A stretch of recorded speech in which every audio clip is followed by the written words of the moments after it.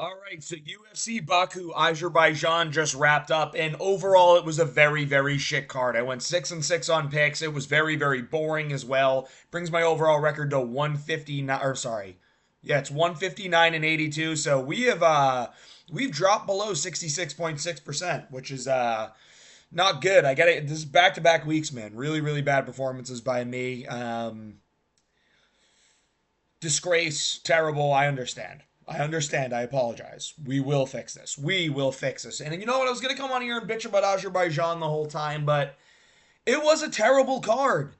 But good news came out of it. Dana White, he just announced that Jon Jones yesterday took out his Tampax and then took his phone out after that, dialed up Dana White's phone number and said, Dana, I'm done. I am terrified of Tom Aspinall. I don't want to fight him. He is the heavyweight champion. We've always known he's the real heavyweight champion. I wanted to muster up the strength, but I was just too scared to fight him. I know he would flatline me, and you know what? While I'm at it, Dana, I don't think I even am the GOAT. I don't think I have any kind of legacy in this sport after everything I've done. So, you know what? I'm retiring in the most coward way possible. Make sure that everybody hates me, even though they already should because I'm a wife-beating, PED cheating bitch fag. I don't know if I can say that on YouTube.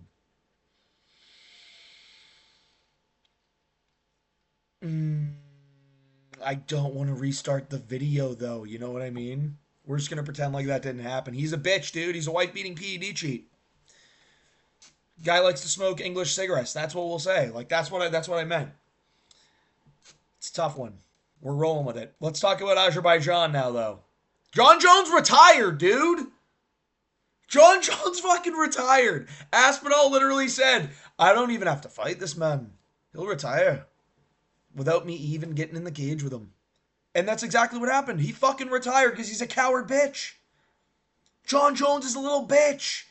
Go bang your ladyboys in Thailand, buddy. Go keep wrestling those guys in Russia. He retires during his favorite month ever. Jon Jones, the little bitch, ruins his whole legacy. He drags his own name through the mud for over a year. Just to make sure we can all be justified. Not that we weren't justified before, we were more than justified, but just so everyone can be on the same page that he is a bitch, coward, loser, and we can all hate him and agree that his legacy is now tarnished. Something good came out of today in the MMA world, and that is it. So, without further ado, fuck Jon Jones. I will make a video this week. We got a bit coming out, right? Tomorrow I'm going to come out with matchmaking per usual. Monday, I am going to come out with a video about Jon Jones and his entire career, why he is not the GOAT. We're going to do it. I'm sure Guru's going to have a video like that or something. We're going to talk about the times that Dana White said the fight is absolutely happening and it didn't happen and how bad it's going to make the UFC look. We'll have that video come out on Monday. Tuesday, predictions are going to come out. Wednesday, unless anything crazy happens, I probably won't drop a video on Wednesday. And then Thursday, I will be going to the UFC 317 International Fight Week card. Guys, I'm getting treated by my boys, the Pointer Brothers. If you don't know the Pointer Brothers, look them up on TikTok, Instagram. Good guys, funny guys, very good friends of mine. And I'm going to be joining them for the UFC 317 card on the floor seats. Keep an eye out. We'll be in the floor seats. They may pan the camera over to the boys. You may see me. You may see me calling out Jon Jones there. But guys, UFC International Fight Week next week. I'm so excited. I'm going. I can't fucking wait. We actually do have floor seats. It's going to be sick. We may be meeting some fighters. We may be meeting Alexander Volkanovski, and I'm going to be geeking out in the corner. But we'll deal with that when we get there. Let's talk about how shitty Azerbaijan was, huh? Fucking terrible card. Dude, Jamahal Hill, bro, what happened? I can't keep defending you, man. I can't keep defending this dude. He looked the worst he's ever looked tonight. And he lost to Khalil Rountree, who I'm telling you, bro, he is not good. Khalil Rountree is not good. I refuse to believe he's good. He fought not great either. He just pieced up the worst looking Jamahal Hill I've ever seen in my life. Jamahal Hill was unking around like he was at the fucking barbecue, bobbly wobblies, going back and forth. Bro, what are you doing, Jamahal? One of the things that made me so mad about this fight is Jamahal Hill would get Khalil Rountree backing up. And where Khalil Rountree is really bad is backing up. But then Hill just wouldn't bite down and swing and put shots on Khalil. Then he just let his leg get beat up and he had no more power, so nothing he was going to hit Khalil with was going to hurt him. This was crazy. I thought round one Jamahal Hill won. I actually did. I thought he landed more shots. He did land more shots. Thought he landed some better shots as well. I thought he landed really... Khalil's calf kicks were better. Jamahal landed more of them, but Jamahal did land some really good ones that spun Rountree around a bit. And then in the boxing, Jamahal Hill was doing a great job of timing right hands down the middle. Sorry, straight left hands down the middle because he's southpaw. I just don't understand the fucking plot here, Jamahal. You can fight orthodox. You go out there southpaw and get your outside leg chewed up. What was the game plan here, bro? What were we doing? Jamahal Hill had horrible footwork yet again. Could not get anything going, bro. And this is... I'm a fan of this guy, man. And I just have to watch him put on his worst performance and all these fucking TikTokers are going to come out of the woodworks and be like, dude, I told you, man, Batman's out to get him. Fuck you. Fuck you, dude. Khalil Rountree's not that good. And you will not convince me to believe that Khalil Rountree's not that good. Like, he's not good, bro. I don't know how I just tongue twisted that one, but... Oh, fuck, man. Why Jamahal, bro? Like, why? Round one, I thought Jamahal won, and then Khalil Rountree beat him up the rest of the fight. Chopped his legs, landed big overhands, dropped Jamahal Hill a couple times. They gave him one knockdown. I feel like that makes sense. The first one wasn't necessarily as much of a knockdown as it was off balance. But Jamahal Hill had opportunities to tee off on Khalil Rountree, and he just didn't take them. He was very low output. This fight sucked ass, dude. This was supposed to be the guaranteed banger, and this fight sucked ass. So annoying, man. This whole card was so shit. You look at it and you're like, the main card is going to bang. Thank God for Nazim Sadikov and Nicholas Moda. These guys both got 100K each because Dana's like, no one else is getting a bonus. That was the right thing to do, Dana. You do not reward shit performances. What Dana did was the right thing to do. 100K each for Nicholas Moda and Nazim Sadikov. They're the only saving grace of the whole card. And I feel bad because the Baku crowd, when you gave them something to cheer, they were going nuts. It was sick. Baku looks like a super cool city too, by the way. But Jamahal Hill and Khalil Rountree had a boring fucking staring contest up until the occasional points where they were trade for fucking 25 minutes. Shit fight. Khalil Rountree's not that good, bro. I'm telling you, he's not. He loses to Dom Reyes. He gets slimed out by Yuri. And honestly, so does Jamahal Hill at this point. Like, these guys are just... dude, is Jamahal Hill, like, was he overrated the whole time? Because the thing with Jamahal Hill is, if you're a better striker than him, it seems that you're just able to destroy him.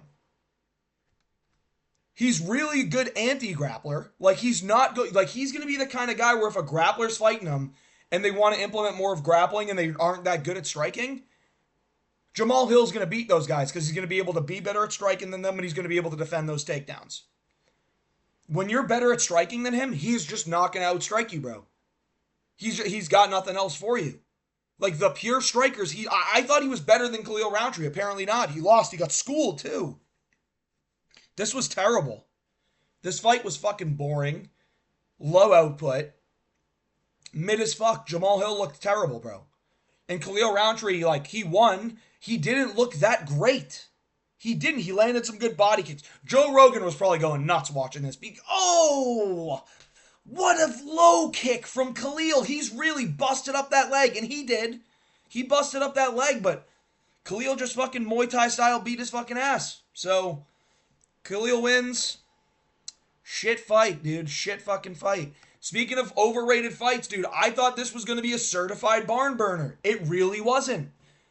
Really wasn't. It was a measured Fiziev that fought a very, very good fight. Great combinations to the body. Was able to land a really good left hook upstairs, but he took every round off of Ignacio Bahamondes. He kind of just beat him for 3 rounds. There were close rounds, but Ignacio Bahamondes decided not to throw straight punches until round 3. When he was throwing the straight 1-2s, he was landing. He was getting to Fiziev. He was hitting him hard.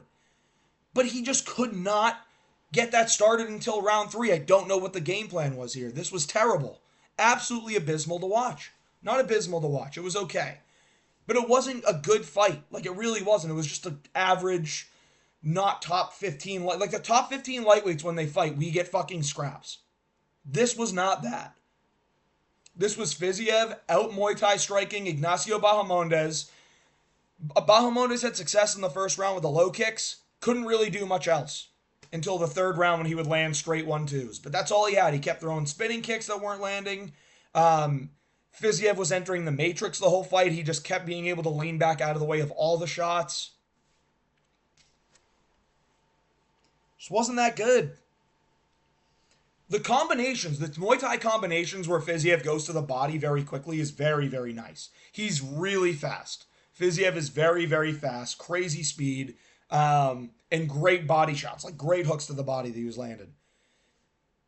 He was able to blast double Ignacio Bahamondes a lot too. Like, I don't understand how Bahamondes like trains with Bilal and can't sprawl.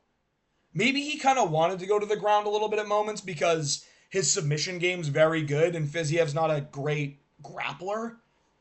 He's a good anti-grappler, but he's not a great grappler. But you see it here. Fiziev went 4 for 4 on takedowns. He just blast doubled Ignacio Bahamondes and was able to take him down the entire time. No resistance on the takedowns. Landed like a couple hammer fist ground and pounds. But Bahamondes just kind of let it happen. So Fiziev wins 30-27 against Ignacio Bahamondes. Beats him pretty easily. And yeah, I mean, it wasn't as good of a fight as I thought. Ignacio Bahamondes really struggles with guys shorter than him. So Fiziev, now that he gets a win here, it's like, does he stay at flyweight? I personally would still like to see him at featherweight. I think this is a good win to get momentum, take a few months, right? Like, wait till the fight again at the end of the year at featherweight against someone, right? Like a Brian Ortega would be sick. See how it goes. And Bahamondes, he's got to wait a little bit, right? You got to see if he can. I reckon Grant Dawson beats the guy now. You know what I mean? Like, this kind of showed me a little bit that Ignacio Bahamondes isn't totally ready yet. We're going to move on. Curtis Blades versus Rizvan Kuniev. I'm seeing a lot of people cry robbery, and they are. And you guys may not like this take, but I actually think this is the right decision. I thought Curtis Blades won round 3. I think round 1, everyone's in agreement. Curtis Blades won. It was dull, but he won. Controlled the whole round. Landed a little bit of shots. Is what it is. Round 2, we all agree, Kuniev kind of beat up Blades for round 2. Did a really good job of doubling up the jab and landing the 2. He's definitely on steroids. I know he doesn't look like it because he's fat as fuck, but you don't get that strong. You don't just, like, defend getting taken to the ground from Curtis Blades that easy if you're not on roids, bro. It looked like Curtis Blades couldn't even bother. And I know Blades said he tore his MCL in the first round. He still should have been able to get Kuniev to the ground with how deep he was on those takedowns. Kuniev's on fucking roids. Not to mention in the first round, that's the other thing with this card. There was so much blatant cheating and fence grabbing. It was so annoying. In this fight, there was so much cheating, bro. In the first round, Blades would have had Kuniev down, but, you know, Kuniev gets to hold the cage because he's from Russia and they're in Azerbaijan. And, you know, it's one of those countries where they're like, well, we'll let the Russian fighters do whatever they want and not penalize them. It was terrible. This was really fucking terrible. Shit low output fight. Round 2, Kuniev obviously wins after cheating his way to losing the first round, which is crazy. Then round 3, a lot of people are saying Kuniev's shots did more. Yes, Blades landed more, but Kuniev's shots were more. Like, they were more damaging. I don't, like, I get he had a couple of good punches. Blades landed like 3 2s right down the middle. 3 straight right hands right down the middle that hit Rizvan really hard and kept him like, you know, it stunned him for a second. It didn't wobble him or anything, but, like, it got his attention a couple times. He landed a lot of really good shots to the body where he was throwing the straight 2 to the body. He landed some really good low kicks in the beginning of the round, outside and inside. So I'm taking all those into account, and I'm like, those are doing more. And plus, he had the control time against the cage, and he landed, like, knees to the thigh are not the best, right? But he was doing that. And on the break, he did land a really good elbow on Rizvan Kuniev. So when you tally all that up, you're just comparing that to a couple of right hands and combinations that Rizvan landed. that didn't actually do that much in round three. Like Rizvan didn't really do much in round three, so I thought this was the right decision. I will say that I thought for sure it was close enough where I was like, yeah, they're just gonna give it to Rizvan because you know where we are in the world. But they didn't. They gave it to Blades. Life's better when Blades gets a win. Fuck Rizvan Kuniev's cheating little fat ass. Is what it is. Rizvan gets the win. I'm sorry, Curtis Blades gets the win. Moving on, Mike DeBeck Oralby. This was actually one of the good performances on the card. He just dominated Masayev the whole time. I told you guys, Masayev is not that good. He has a big overhand, and that's it. Once he gets down to the ground, he's going to look like a fish out of water. When they're at range, like Oralby's going to be able to land good straight punches, which he didn't really do that in this fight. But every time he would land the takedown, his two strikes are from like landing a check hook and shooting at the same time. So Miktabek Oralby, really good performance. He shoots, he gets the takedowns very, very easily. Tafik Mustafayev shows he just holds on to guillotines and is not UFC level. He just holds on to guillotines the whole time, knowing that you're not getting it, bro. Like, it's not going to work. So Oralby just stays patient, continues to pass position. And he ends up getting to a Kimura and wins this fight by a Kimura in the first round that if Mustafayev didn't tap, Oralby would have snapped that arm like a twig. So good win, good submission from Mike DeBeck Oralby. This was just a lopsided fight. It was crazy that I know he closed at minus 190. Dude, he was like minus 160 for most of the week up until like the fight. Up until like fight time, he was minus 160. It was the easiest bet to ever make. But yeah, Musayev, not that good. Musayev, not that good, man. Not that good. And Oralby, again, gets in the win column. That's really good. Doesn't take a lot of damage. I reckon you can probably squeeze him on the July card in Abu Dhabi, but they're probably not going to do that. It's just 1 month.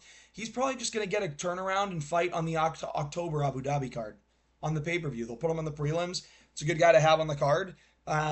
It's good to see him get in the win column, man. He needed this after the war he went to with Rebecca, so good win from Oralby. Dominant performance, easy win. Musayev is just not that good, bro. He really isn't. Moving on. Nazim Sadikov, Nick. These two guys, man, put on a fucking war. This was one of the best fights of the year. This is a top 5 fight of the year, 100%. This was better than Hill versus Yuri, I think. This is up there, probably better than Marab versus Umar. I'm going to say this was better than that. This was a fucking sick-ass fight. This fight was fucking sick. They went crazy. They went at each other the whole time. A ton of high output, ton of volume, a lot of power everywhere.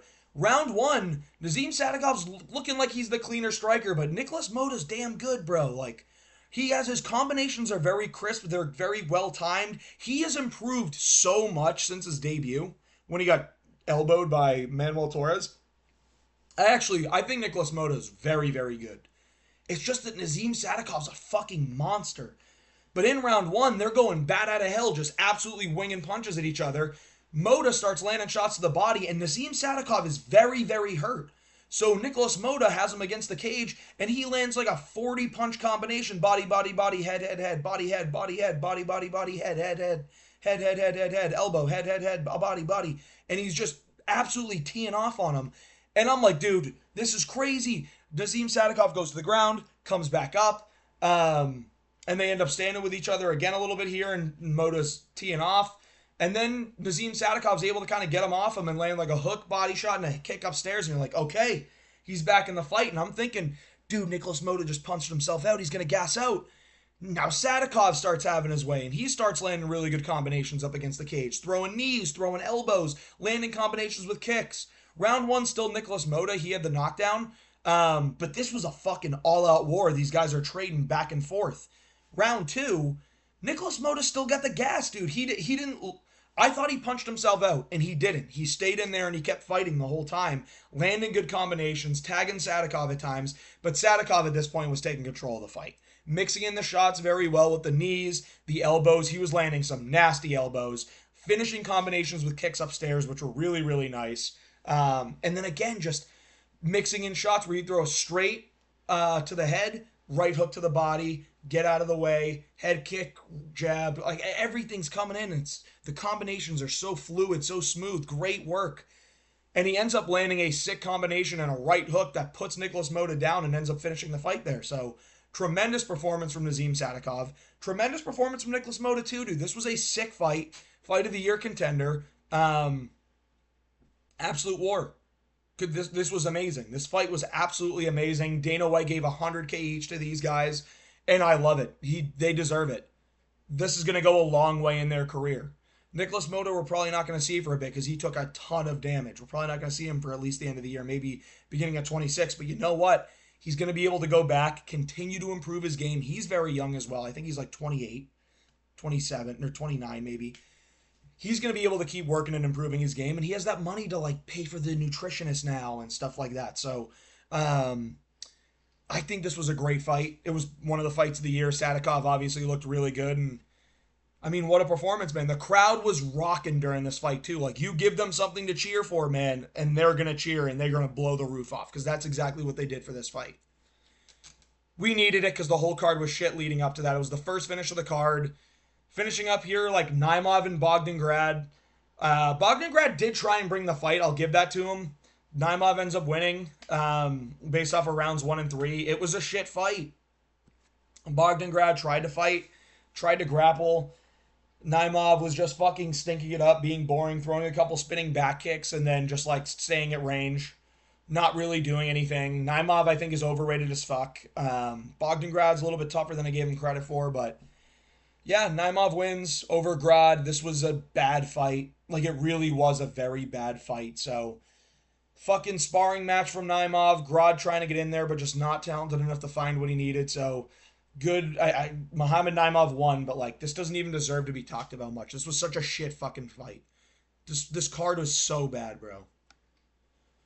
Sung Young Ko dominated Oban Elliott for 3 rounds. Like, who'd have thought that Oban Elliott was that fucking bad? I get he wasn't, like, he's not the best, but he looked bad in this fight, man. Like, he proved that he has just not got it. He don't got it. 2 strikes to the head. Bruh, this was terrible. Terrible. 2 significant strikes to the head, bro. Could not find the range on Seung Hung Ko. Was running the whole time. Could not implement his grappling. Seung Hung Ko was able to take down Oban Elliott at will. And when they stood on the feet, he was able to land at will on Oban Elliott. So, just a dominant performance from Seung Hung Ko, the Korean Tyson, man. What I will say is this South Korea region, dude, they're producing really, really good fighters. Seung Hung Ko, good prospect right now. Really good performance, plus 360 underdog, and took Oban Elliott to school. That's a really good prospect. We're going to get to Yoon Young Park in a second. You have the new Korean Zombie that just fought on the pay-per-view card 2 weeks ago at 316 with a sick knockout. Do Ho Choi has gotten even better. Jong Young Lee looked really, really good. Chang Ho Lee looked really good. So these guys are, dude, they're figuring it out. Hyun Sung Park, like, all these guys have done really, really good. Hyun Sung Park, something like that. He was on a couple cards ago. They're putting together performances, man. So keep an eye out for South Korea, because they're balling, bro. Ismail Nordiev versus Young Hung Park. Fuck Ismail Nordiev, bro. One of the things I will say about this fight is I lost a parlay because the fucking significant strike numbers were changed. At the end of this fight, it was documented Yoon Young Park had 60 significant strikes. The over was 52.5. I go, all right, dude, stat corrections, even if they bring it down 5 or 6, like, I'm good. They brought it down 15 significant strikes. That's cap. DraftKings fucking called it in and said, why don't you lower those numbers, buddy? We had a couple people betting on the overs. My boy Twan is winning too much tonight. You know what I mean? Like, this was just fucking ass. But Yoon Young Park is a fucking savage, bro. Like, Ismail Nordiev, I thought, got round 1. But then round 2, Yoon Young Park takes a ton of illegal shot. Like, he got eye poked twice. And then he's got a knee on the ground and gets kneed right in the face. And Ismail Nordiev runs away celebrating like he won the fucking fight. He didn't. He illegally cheated.